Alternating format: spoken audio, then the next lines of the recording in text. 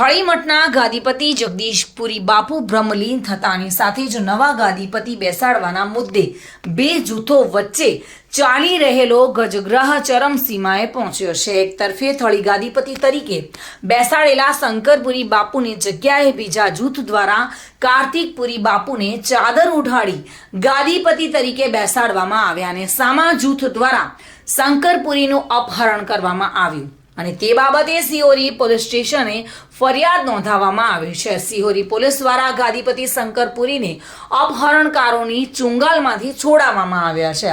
જો કે કાંકરેજના થળી ગંગાપુરા મઠ ખાતે સુરક્ષાને ધ્યાનમાં રાખી જિલ્લા પોલીસ વડા દ્વારા મોટો પોલીસ કાફલો ખડકી દેવામાં આવ્યો છે અને સિહોરી પોલીસ સ્ટેશનના બંને જૂથો દ્વારા આમને સામને પોલીસ ફરિયાદ નોંધવામાં આવી છે। જો કે પોલીસે બંને જૂથોની ફરિયાદ લઈને આગળની કાર્યવાહી હાથ ધરી છે।